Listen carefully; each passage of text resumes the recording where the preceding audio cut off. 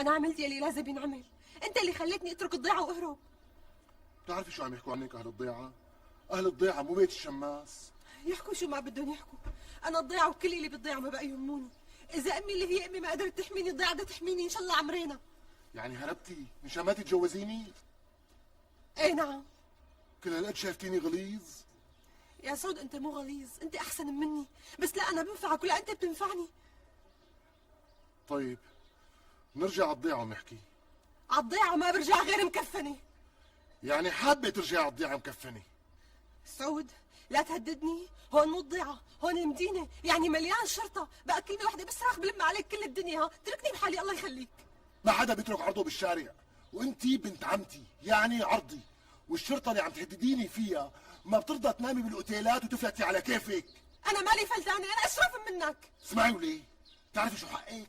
رصاصه من هالمسدس وبس. بدك تقتلني سعود؟ انا مو جاي اقتلك، انا جاي رجعك لعند عمتي، بس اذا مصرت لو تشرفنا بالطين قلنا حديث تاني. لا تفكري تصرخي لانك ما حتلحقي. اسمعي، انت بتعرفي منيح انه مو فارقه معي حتى لو عدموني.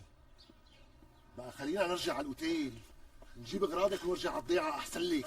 يا ربي حرام يا عم تعملوا فيني، حرام. امشي امشي. لك امك زعلانه منك مو نحن. معقوله بنتها الوحيده؟ بدك تفكروني تقتلني، عم تقتلني.